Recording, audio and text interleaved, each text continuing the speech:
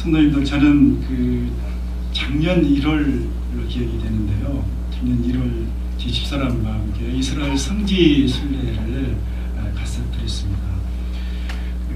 이스라엘 성지 순례를 갔었는데 예수님이 태어나셨던 베들레헴으로부터 시작을 해서 유년기를 보내셨던 나사렛 동네, 그리고 전도 여행을 하셨던 사마리아, 그리고 제자들을 부르신 갈릴리 호수와 여러 활동을 행하셨던 예루살렘 성, 그리고 또 마지막 피땀 흘려서 기도하셨던 겟셋마네 동산, 십자가에 못 박히신 골고다 언덕, 그리고 부활 승천하셨던 감람산 등을 돌아보면서 좀 늦었지만 저 개인적으로는 많은 은혜를 이렇게 받았습니다. 때로는 피땀 흘려서 기도하셨던 겟셋마네 동산에서는 그 바위에서 이렇게 바위를 쓰다듬며 만지면서 함께 이렇게 눈물도 흘리기도 하고, 정말 이 자리에서 우리 주님께서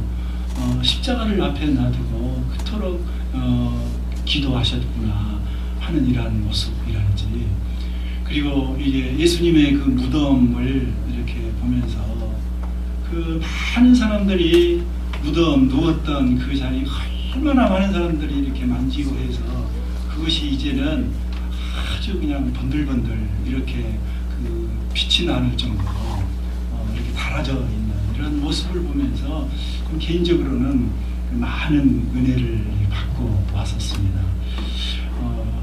성지 순례를 갔다 오신 분들은 아마 느끼셨지만, 그러나 이러한 성지 순례, 예수님께서 태어나셨고 활동하셨던 그 나라가 결코 좋은 나라는 아니었다라는 것이죠. 보면은 참 이 땅이 너무 척박하구나. 그냥 때로는 풀한폭이 없는 그 척박한 땅. 그리고 어떻게 이곳에서 사람이 살 수 있을까 하는 이러한 어떤 동네라는 것들을 이렇게 보면서, 특히 이 사진을 한번 주목하여 보십시오. 여기 전부 다 이렇게 꼬막처럼 이렇게 희끗희끗하는데 전부 다 이게 이제 바위, 조금씩 하는 바위. 그런데 그 바위 틈새기에 이제 풀들이 파릇파릇 나는데 거기에서 양이 풀을 뜯고, 온통 전체 땅덩어리가 이러한 것으로 구조되어 있어서 이렇게 생겨 있는 이러한 땅, 척박한 땅, 정말 사람으로서는 살아갈 수 없는 이러한 이 땅, 이 척박한 땅에서 우리 예수님께서 태어나셨다. 그리고 하나님의 역사가 이 가운데 펼쳐지셨다 하는 것을 생각을 하자니 더더욱이나 많은 은혜를 이렇게 받았던 이런 부분이었습니다.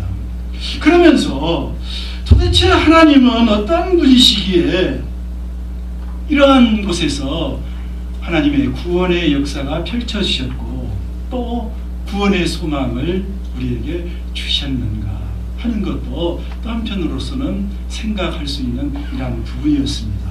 그래서 이런저런 일들을 이렇게 쭉 살펴보면서 하나님은 우리에게 있어서 어떠한 분이시냐 하는 것을 생각해 보니, 하나님은 역시 생명의 주인이 되시더라는 거예요. 그러니까 인간의 조건으로 인해서는 도저히 생각할 수 없는 그것이었지만, 그러나 하나님은 생명의 주인이 되시기에 이렇게 하나님의 역사를 나타내셨고 구원의 소망을 우리에게 주셨고, 그 구원의 소망이 오늘날 우리들에게까지도 이제 나타나셔서 이방인이라고 자처했던 우리들도 이제는 하늘의 소망을 바라보며 하나님의 영생 복락을 바라볼 수 있는 하나님의 복된 자녀가 되었더라는 것입니다. 그 땅이 척박하든지 살기가 인간적으로 이제 힘든 곳인지를 따지지 아니하시고, 하나님은 그러나 세상을 사랑하사 독생자를 이 땅에 보내주시더라는 거예요. 그래서 요한복음, 오늘 우리가 본문에서 읽었던 대로 요한복음 3장 16절에서 하나님이 세상을 이처럼 사랑하사 독생자를 주셨으니 이는 그를 믿는 자들마다 멸망치 않고 영생을 얻게 하려 하심이더라. 이렇게 우리에게 강조를 해주고 있습니다. 그런데 그 아들 독생자 예수 그리스도를 이 땅에 보내시는 것은 우리를 심판하기 위함이 아니라 우리에게 더욱더 큰 은혜를 주시고 하늘의 소망을 갖게 하시게 하였더라는 것이죠. 계속해서 3장 17절을 보니까 하나님이 그 아들을 세상에 보내신 것은 세상을 심판하려 하심이 아니요 그로 말미암아 세상이 구원을 받게 하려 하심이더라. 이렇게 설명을 해주고 있고 우리에게 이 말씀을 통해서 가르쳐 주고 있는 것입니다. 그런데 이 구원의 소망을 주시는 은혜는 다름이 아니라 하나님의 말씀을 통해서 말씀을 통해서 우리에게 가르쳐 주고 있는데, 그런데 성경은 이 말씀 속에서는 하나의 성경에서는 맥이 있더라는 거예요. 그냥 우리가 지금 우리 교회에서는 여러분들 매 월마다 체크를 하는 가운데 이렇게 성경을 읽고 있잖아요.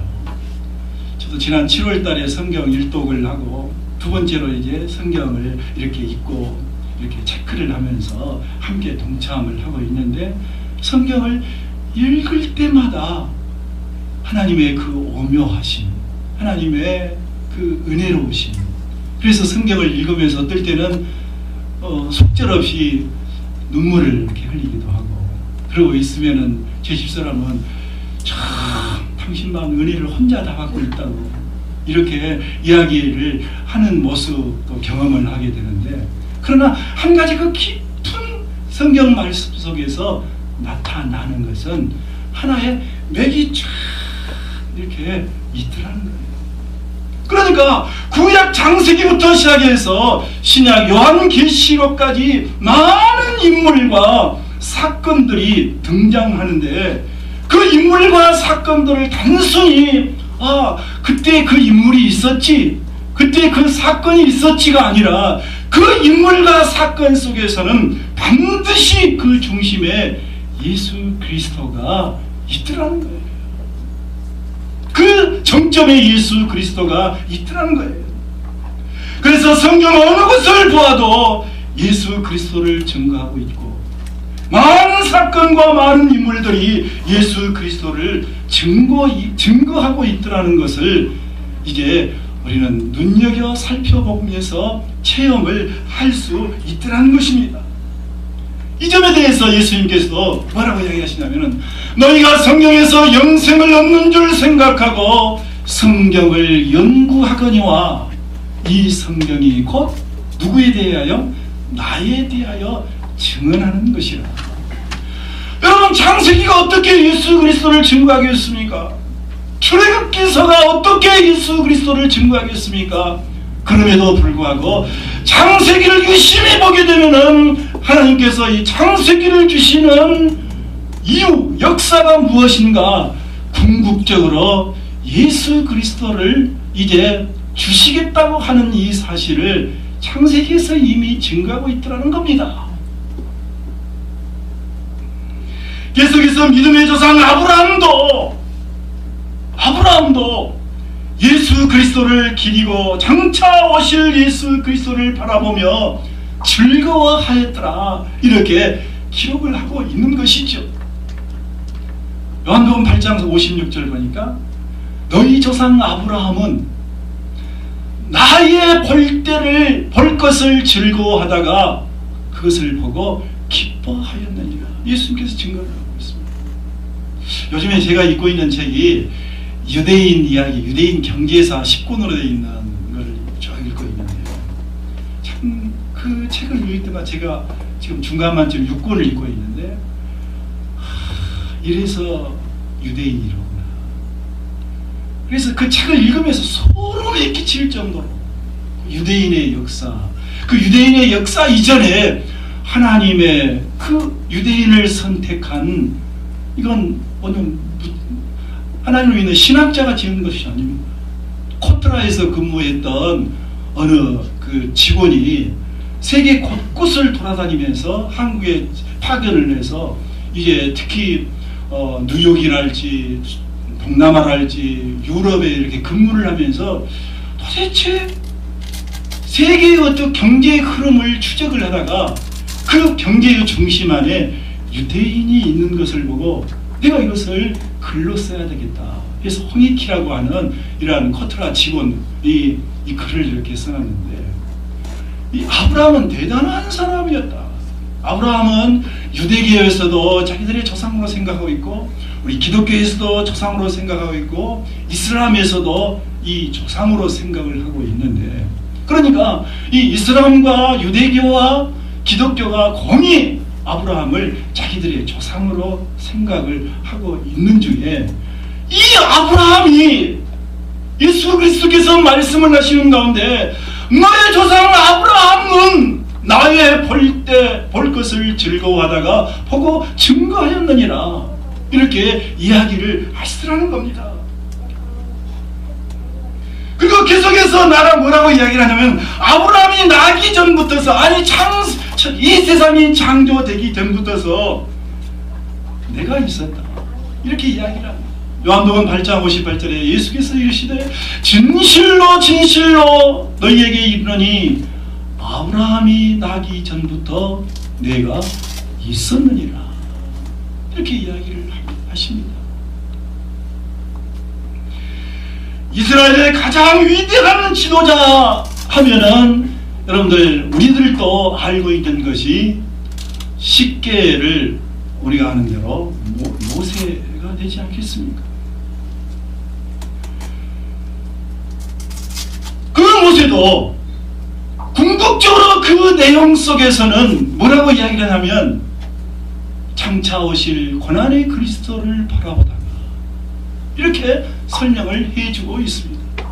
히브리서 11장 24절에서 26절까지 보면은 믿음으로 모세는 장성하여 바로의 공주의 아들이라 칭함을 받기를 거절하고 도리어 하나님의 백성과 함께 고난받기를 잠시 죄악의 날개를 누리는 것보다 더 좋아하고 그리스도를 위하여 받은 수모를 애굽의 모든 보화보다 더 큰 재물로 여겼으니 이는 상주심을 바라봅니다.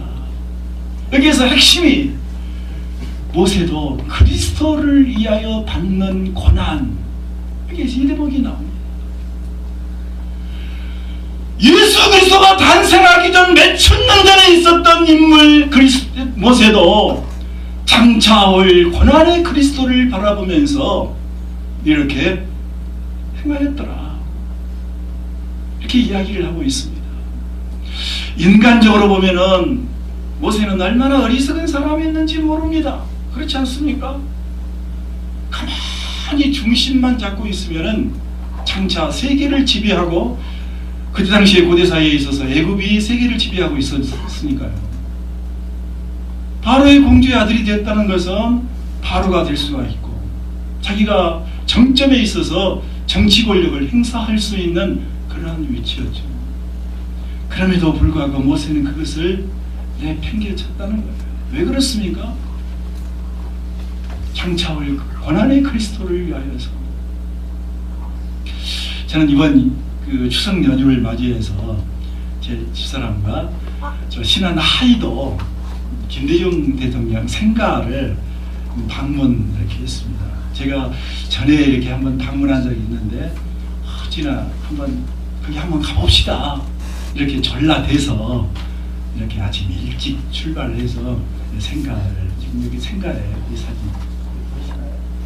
생가인데, 거기에 보면은 이제 그 생가가 있고 그 김대중 대통령의 흔적들, 이러한 것들이 이렇게 쭉 이렇게 준비가 이렇게 되어 있어요. 그래서 이제 그 바닥에는 그 평소에 어록을 이렇게 적어놨는데, 저희가 이렇게 주목을 했던 부분이 바로 이, 보이겠네요. 살기 위해 타협하면, 잠시 살기 위해서 타협을 하면 영원히 죽게 된다. 평범한 말 아니겠습니까? 그런데 되새김하여서 이 말을 다시 한번 생각해 보면 이것은 많은 아닙니다. 우리가 우리의 삶의 현장에서 얼마나 많은 일들을 당합니까? 얼마나 많은 일들을 경험을 하게 됩니까? 그래서 그 경험과 당하는 일들 속에서 숱하게 이렇게 타협도 합니다. 때로는 내 마음에, 내 양심에 거리킬 정도의 때로는 타협을 하게 됩니다. 그런데 그 내가 살기 위해서 타협을 하게 되면, 그러나 영원히 죽게 된다는 이 사실이. 저도 이제 우리 교회에서 제가 나이를 제일 많이 먹은 것 같아요. 그럼에도 불구하고 저도 아직은 청춘이다 하고 생각을 합니다. 여러분들이 어떻게 생각하시든지 말든지. 그런데 이 나이 먹어보니까, 이 나이 먹어오는 과정 속에서 참 숱한 많은 사연들이 있었습니다. 그래서 조금 그 순간에 고개를 숙이면 정말 인간적으로는 좀 풀릴 수 있는 이러한 여건들도 꽤 있었습니다. 목사로서도 잠깐 그 순간에 고개를 숙이거나 그냥 그 침묵만 하고 있어도 웬만한 이런 데에 정해져 있어서 이렇게 목사로서도 어떤 뜻을 펼칠 수 있었던 데도 있습니다. 목회자뿐만 아니라 지금까지 제가 살아오는 과정 속에서도 그저 그냥 잠깐 고개 숙이고, 고개를 안 숙이더라도 그저 그냥 어떤 순간에 침묵만 해도 그냥 나에게 굉장한 어떤 대가가 따르는 그러한 순간들도 지금까지 그 살아오는 과정 속에서 자주 있었던 것은 아니지만 몇 번 이렇게 있었었죠. 그래서 지금 저 앞에 앉아있는 제 집사람이 당신은 그런 것을 보면 참 용기가 있는 사람이라니 이렇게 이야기한 적도 있기는 한데, 그러나 잠깐의 이익을 위해서, 잠깐의 유익을 위해서, 잠깐의 어떠한 편함을 위해서 타협을 할 수는 있습니다. 그러나 그 타협을 하고 난 후에 오는 어떤 대가라고 하는 것은 그 인간적인 측면에서 그렇게 화려하지 않더라는 겁니다. 그래서 이 말이 어찌나 마음에 와 닿았던지 제가 그 바닥에 이렇게 대리석으로 깔려져 있는 것을 사진을 이렇게 한번 찍었는데, 이분이 참 대단하다. 김대중 대통령 자서전을 보면은 이 대목이 나와요. 80년 사형 그 선고 직전에 권력 핵심자가 와서 대통령을 제외한 총리까지를 포함하여 모든 것을 다 허락을 해줄 터이니 한 번만 고개 숙여다오 이라는 거 제의가 들어왔는데, 이번에 내가 죽자, 여기서 타협을 해서는 안 되지, 내가 살기 위해서 여기에서 타협을 하면 안 되지 해서 죽기를 여기에서 각오했다. 그런 그 대목도 그 자서전에 이렇게 나오는 것을 볼 수 있죠. 사랑하는 성도 여러분, 특히 여기에 계시는 청년 우리 형제자매 여러분, 여러분들이 살아가면서 여러분들의 젊음이 저는 개인적으로 참 부럽습니다. 한없이 부럽습니다. 그 젊음이 실패를 해도 좋습니다. 왜? 젊기 때문에. 낙심을 해도 좋습니다.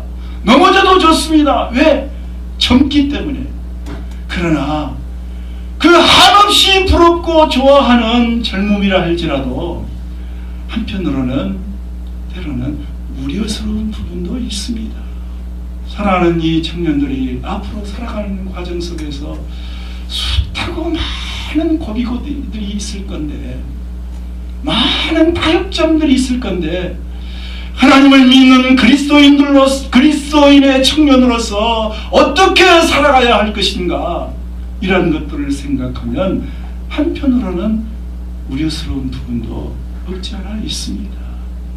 그러나 우리 교회 청년들을 보면서 가슴 뿌듯함이 있습니다. 어떻게 저렇게 말씀과 믿음으로 이렇게 살아가려고 하는 저 모습을 보일 수 있을까? 이 시대를 살아가면서. 그래서 또한 소망을 걸게 되는 것이죠. 우리가 여기에서 알아야 할 사실은 하나님을 믿는 그리스도인으로서 우리의 생활 속에서 앞서 설명을 해드렸던 대로 모든 말씀의 정점에 그리스도가 있듯이 그 그리스도가 있는 것으로 끝나는 것이 아니라 우리의 삶 속에 또한 그리스도가 중심이 되어야 된다는 것입니다. 사랑하는 성도 여러분, 특히 사랑하는 청년 우리 형제 자매 여러분, 여러분의 삶 속에서 그리스도가 중심이 되시기 바랍니다. 어떠한 경험을 하거나 어떠한 상황이 있을지라도 항상 이 사실에 대해서는 잊지 마시기 바랍니다. 그리스도가 중심이시기를 바랍니다. 그리스도가 중심이 되지 아니하면은 여러분 종교생활에 지나지 않습니다. 우리는 신앙생활과 종교생활은 구분할 줄 알아야 합니다. 종교생활은 그 안에 생명력이 없기 때문에 아무런 소망이 없습니다. 시골 마을의 당산나무에 앞에 가서 손을 비는 것도 이것은 종교행위입니다. 그러나 여러분 신문이 달아지도록 손을 빌어봐야 그것이 그 속에 생명이 있는 겁니까? 그리스도가 중심에 없으면 이러한 종교생활에 지나지 않습니다. 그리스도가 중심이 되지 아니하면 때로는 도덕주의자가 될 수밖에 없습니다. 종교인은 도덕주의자라고 이야기할 수 있죠. 그리스도가 중심이 되지 아니하면 윤리주의자가 될 수밖에 없습니다. 박애주의자가 될 수가 없습니다. 제가 부족하지만 지금 그 현장에서 그 사회복지 업무를 이렇게 보고 있는데 제가 마음속에 자칫 잘못하다 보면 이 업이 박애주의자로 흐르기 쉽다 하는 것을 현장에서 절실하게 느끼게 됩니다. 봉사하고 남을 위해서 이렇게 하니까. 그러나 그 속에 그리스도가 중심이 되지 아니하면 이러한 것들이 아무런 소용이 없더라는 거예요. 여기서 우리는 사도 바울의 고백을 주목할 필요가 있습니다. 사도 바울은 그리스도가 중심이 되고 난 후에는 그가 가지고 있었던 모든 요즘 말하는 소위 스펙 그리고 배경, 신분, 학벌 등 그 모든 것을 배설물로 여겨버렸더라. 이렇게 이야기를 하고 있는 것이죠. 그러면서 고백하기를 뭐라고 이야기를 하냐면 고린도전서 10장 31절에서 그런즉 너희가 먹든지 마시든지 무엇을 하든지 다 하나님의 영광을 위하여서 하라. 그리스도가 중심이 되어야 된다는 것 아니겠습니까? 심지어는 사도 바울은 먹는 것조차라도 또 이 말씀을 들어보면 더 빌립보서 1장 20절을 보니까 나의 간절한 기대와 소망을 따라 아무 일에든지 부끄러워하지 아니하고 지금 전과 같이 온전히 담대하여 앞에서 말씀을 드린 대로는 먹든지 마시든지 해서 한 발자국 더 나가서 이제는 뭐라고 이야기하냐면 그는 살든지 죽든지 내 몸에서 그리스도가 존귀하게 되게 하려 하나니. 사도 바울은 그러한 고백이었습니다. 성도님들, 그리스도가 중심이 되지 아니하면은 신앙생활 하는 사람들이 자칫 잘못하여서 신념에 빠질 수가 있습니다. 우리는 신앙과 신념을 구분할 필요가 있습니다. 저는 옛날 뭐 긍정의 힘이랄지 그런 책도 나오지 않습니까? 별로 저는 그런 걸 좋아하지 않습니다. 신념에 찬 어떤 모습이죠.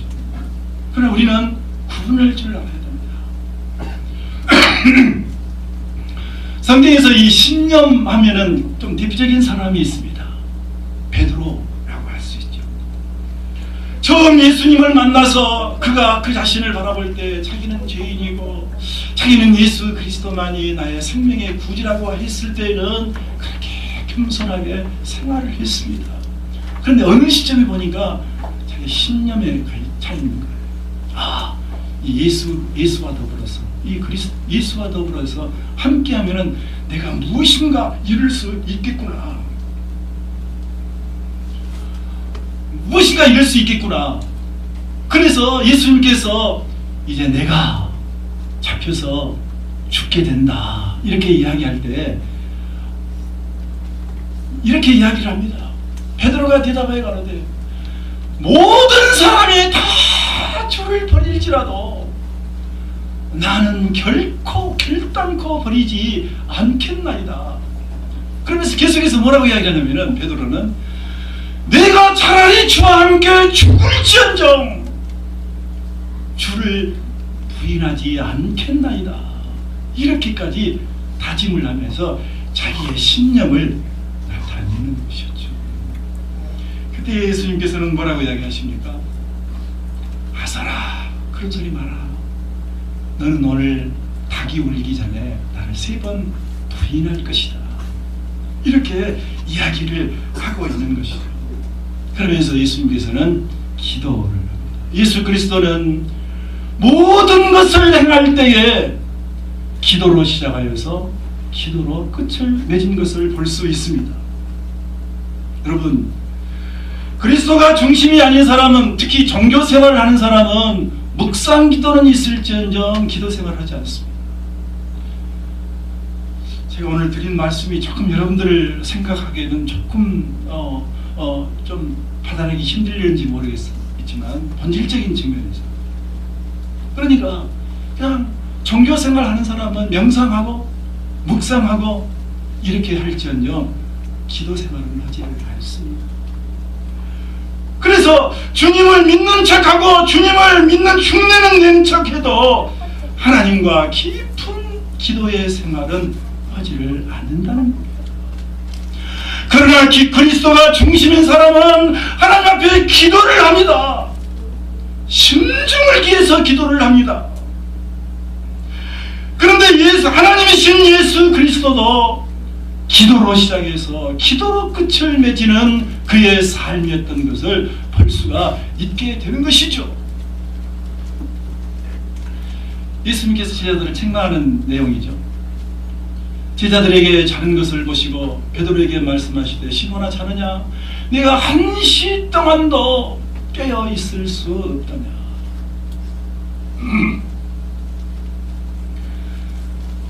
예수님은 어떻게 기도를 하셨는가 볼까요? 누가복음 22장 44절을 보니까 예수께서 지금 겟세마네 동산에서 기도를 하는 장면이에요. 얼마나 기도를 하셨던지 더욱더 간절히 기도를 하시니 땀이 땅에 떨어지는데 핏방울같이 되었더라. 여러분들 이 대목에서 이해가 안 되죠. 그런데 사람이요 임종하는 모습을 보면은 이 말이 절실하겠네요. 시골에서 목회를 할 때 그 많은 멤분들 이렇게 임종을 손을 잡고 이렇게 임종을 하죠. 그런데 바짝 마른 그 노인네가 숨을 거두기 직전 임종을 할 때 보면은 이 손에서요 끈적끈적한 땀이 바닥에서 나와요. 그때 죽는 그 순간에 진액이 나온다고 이렇게 이야기를 하죠. 예수님께서 기도를 할 때에 땀이 땅에 떨어지는데 핏방울같이 되었더라. 진액을 빼지는 거죠. 이렇게 기도를 하셨습니다. 그리고 히브리서를 보니까 5장 7절에서 그는 육체에 계실 때에 자기를 죽으면서 능히 구원하실 이에게 심한 통곡과 눈물로 간구와 소원을 올렸고 그의 경외하심으로 말미암아 들으심을 얻었느니라. 예수님께서 통곡하면서 기도하는 장면을 한번 연상을 한번 해보시기 바랍니다. 심한 통곡과 눈물. 그리스도가 중심인 사람은 이런 기도의 생활로 연결됩니다. 이제 말씀을 맺도록 하겠습니다. 오늘 구원의 소망으로 여러분과 더불어서 함께 말씀을 생각을 해봤는데요. 여러분의 삶 속에서 구원을 이루시는 우리 성도님들 가운데 그리스도가 중심인 삶이 되시기를 바랍니다. 그리스도가 중심이 되는 삶이 연장선상에서 생각을 해보면 다른 것 없다고 봅니다. 말씀과 기도의 이런 생각. 그런데 기도는 우리가 해도 되고 안 해도 되는 것이 아닙니다. 기도는 하나님의 명령이 되는 것이죠. 그래서 에레미야서 33장 3절 보니까 여러분 너무 잘 아는 말씀, 너는 내게 부르짖으라 네가 내게 응답하겠고 내가 알지 못하는 크고 은밀한 일을 내게 보이리라. 이렇게 말씀을 하고 있습니다. 요한복음 15장 7절에서 너희가 내 안에 거하고 내 말이 너희 안에 거하면 무엇이든지 원하는 대로 구하라 그리하면 이루리라. 이렇게 말씀하고 있습니다. 야고보서 1장 5절 너희 중에 누구든지 지혜가 부족하거든 모든 사람에게 후히 주시고 꾸짖지 아니하시는 하나님께 구하라 그리하면 주시리라. 이렇게 말씀을 하고 계시죠. 물론 제가 말씀을 드리지 않더라도 성도님들 익히 잘 아는 말씀이고 또 생활 속에서 익히 이제 체험하는 말씀이지만 특히 사랑하는 청년 형제 자매들, 내가 이렇게 어려운 사회에서 어떻게 할까 이전에 그리스도가 중심이 되어서 기도로서 모든 것을 해결함을 받고 응답함을 받는 우리 모든 성도들, 특히 청년 형제 자매들 되시기를 주의 이름으로 축원합니다.